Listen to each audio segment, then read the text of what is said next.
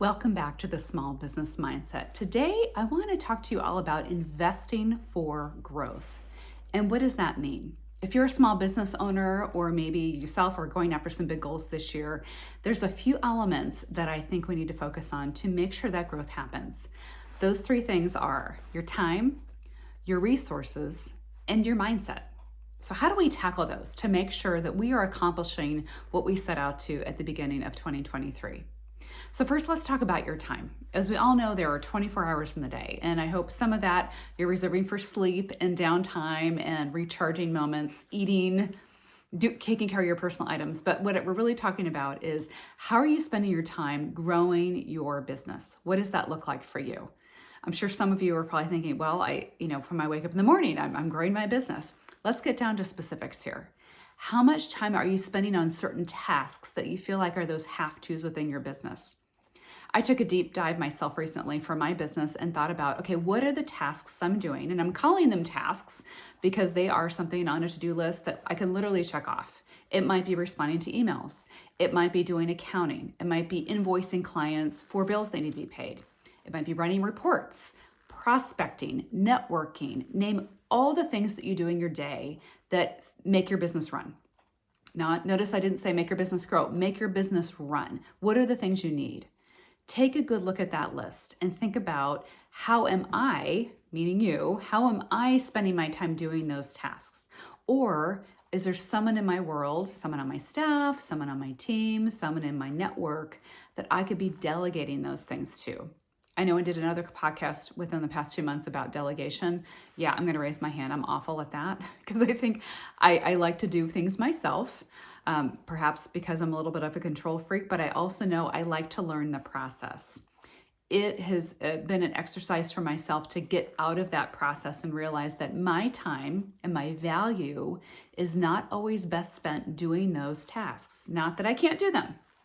Believe me, that's not the question at all. Is that if I really want to poise myself and my company for growth this year, I need to get better about how I spend my time and what specifically I'm spending my time on.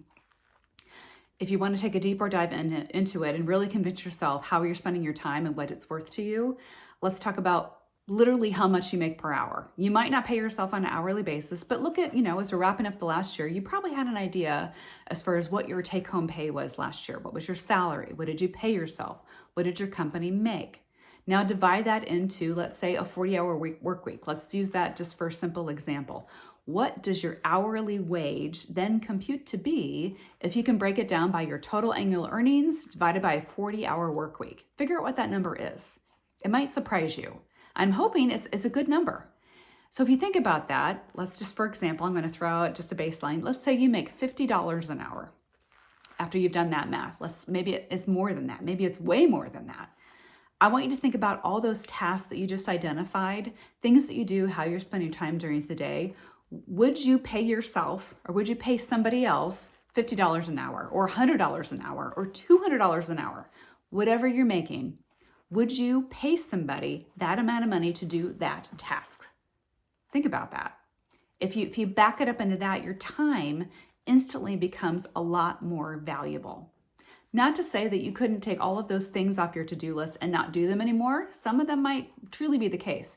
Do you truly need to run those certain types of reports?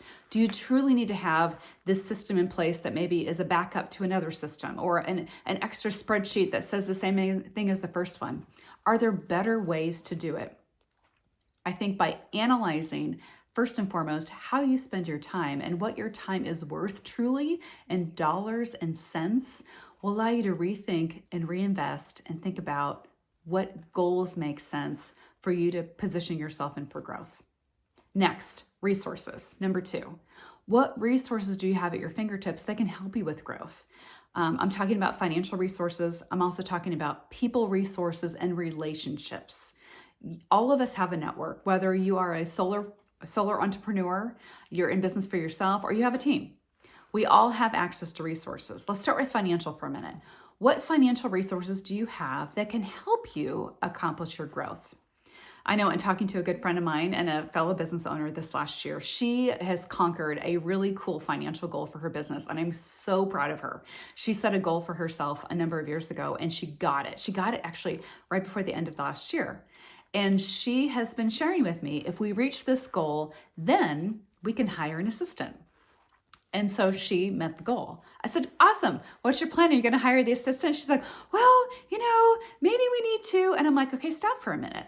You put these goals in motion for a reason. This is an extra resources that you've identified you can add to your team to allow you to not only meet that goal again, but exceed that goal. Because what we're all about, we just don't want growth to come in microcosms. We want growth to come in big way. And if we are planning for growth, we're going to need extra resources that help us get there. And a lot of times those resources come in the form of people. And people cost money. When it breaks down to it, to be able to hire and have support for us, we need to pay people what they're worth. Now, granted, financially, that might not mean paying somebody what we're worth, because if we're driving the company or managing the team, our salary and our value and our level of expertise, quite honestly, might be higher than somebody we need to hire to help with those systems. But I want you to get down in the weeds for a second too. Resources do sometimes have a financial obligation. What does that look like for you? If you were somebody that has a company and you thought, gosh, I made an extra $50,000 this year. I'm just using some rough numbers. Would it make sense if you thought, gosh, if I could just get these 5 tasks off my plate and hire someone to help with that? What does that cost? Is that paying somebody $20 an hour and they are working part-time? Now, if you do some quick math, paying somebody $20 an hour working part-time doesn't yet quite equal the $50,000 extra you just made. So if you could cut that in half, if you could pay somebody $25,000 a year to help you with those tasks, could you then level up your growth by $100,000? Sometimes it's really hard to digest all this because you're thinking, gosh, I just did all this myself though. I was able to level up and I was able to grow and I was able to add income to my bottom line. But I kind of go back to the time thing. Can you sustain it? Can you sustain it knowing the amount of hours you self are putting in and the resources that you're maybe not tapping into? Are you going to exhaust yourself to the point where you're going to hit a wall? That's the last thing I want. As business owners, the best way I can help you set yourself up for success is by giving you resources in your life where you have a fallback, where those moments where, gosh, you want to take a vacation, you have somebody there that can be supportive of you so your company doesn't have to stop and business doesn't have to stop flowing to you. So think about that. Outside of your physical team, think about external resources. Are there contractors you can hire out to help with those activities? I'm excited to share that I am getting ready to bring on a new assistant, and I reached out for an external resource to help me hire that person. Sure, I could have posted the position myself and asked for resumes to be submitted and done all that myself. I decided, you know what, that's probably not the best use of my time. So I hired an employment firm to help me with that. Help me with the job description, help me with the outsourcing to figure out, okay, who would be a best fit for this position. They advertised the position, they screened the applicants, and then they presented me with just a few people to do a final interview with. And gosh, I felt like they hit it out of the park. What a great use of my time and theirs, because I was able to hire out that resources to get somebody on board with me on my team. I am awful, and I'm going to call myself out. I am awful about in those moments where I feel like I need to focus more on growth. I get down to those brass tacks moments of doing some of that data management. I want to understand why my business is, absolutely. But I'm excited that I'm investing in a resource, meaning a new person to my team that can help me create systems and data management and financial management where my brain can focus on the bigger things. And that's where I come into mindset.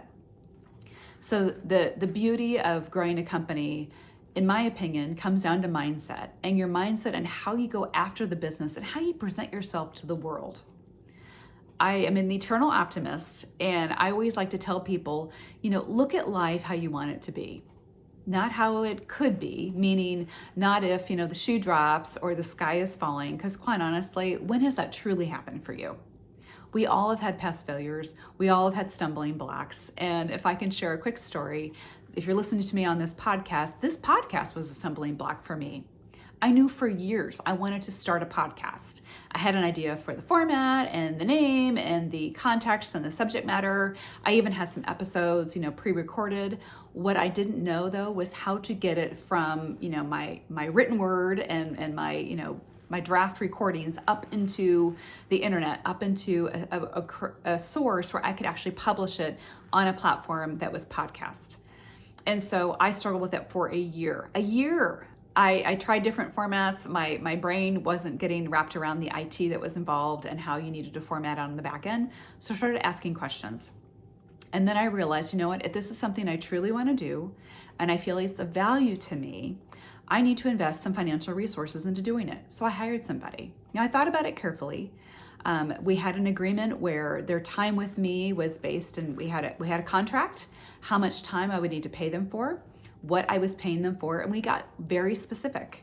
And so I had them help me get up and running for about 4 months, and then they were able to pass the reins on to me. And now I can produce my own podcast. It's already formatted for me. I have the software. It's ready to go. Of course, along the way, there are different ways that I can plug into to enhance it, or different methods or software, recording devices, all that kind of stuff. But each and every step along the way is keeping an open mindset as far as how that process can come and what's most important to you. I also want you to consider within your mindset, who are your spheres of influence and who's impacting your mindset on a daily basis? If you're somebody that's struggling with something, meaning you're like, gosh, how do I land that big client? How do I restructure that contract? How do I make sure I get paid here in the next 30, 60, 90 days when maybe my clients aren't returning my calls, what have you? How do I grow when maybe my mindset isn't such where I'm approaching the world in a fear-based way? Here's what I encourage you to do. Surround yourself with people in your home, in your work, in your life, even online, that are positively impacting the way you think and the way you approach the world. If all you focus on is negative things like watching the news every day and seeing how many people were shot in your city, or looking at different ways people are struggling, please know that I want to make sure that you're aware of your surroundings and you're aware of what's going on in your world, but you can limit your exposure to that. The more negativity you allow into your life, even if it's drama, even if you think that's not my negativity, that's somebody else's negativity. If somebody else is influencing the way you think and your mind, and I know for me, I'm a person that I dream every night when I go to sleep. Sometimes those things don't come to me until my eyes are closed and I am in deep REM sleep, and all of a sudden negative things come about into my horizon. And what I want to most do is I want to approach the world as possibilities and growth and positivity. And that doesn't get anybody anywhere if you're constantly influenced by your world around you that's negative. So I encourage you, growth mindset comes from positivity in your life. And it also comes from you pushing out your positive mindset and your activities to others. Having a mindset of growth also allows you to help others. So one way to grow yourself and your company is to pushing out those ideas and influencing those around you. You might have a relationship with a client that's been a great relationship, but maybe that client doesn't have a need for your services or products at this moment in time. So they're not an active buyer. But how do you continue to connect them to you and to continue to have them see you as a value? So this is where investing in your clients and investing in their growth is just as important as investing in your growth. Things to think about in this area. If you're investing in your clients' growth, what can you do? You can provide them with resources. You can provide them with a listening ear, a brainstorming session. You can provide them with other, invitations. Let's say you're attending a marketing summit, or you're attending a workshop that you got an exclusive invitation to, or maybe you're buying a ticket for a lunch and learn. Invite them along. Make them be your guest. Have them experience the same amazing information and growth-oriented focus that you are, because you value their growth just as much as yours. I think if you create some synergy between the two of you and within your line of client base, I think you'll see your industry grow, organically. And that's a wonderful way to then refer business back and forth, to encourage each other, and to ultimately help your business grow in 2023.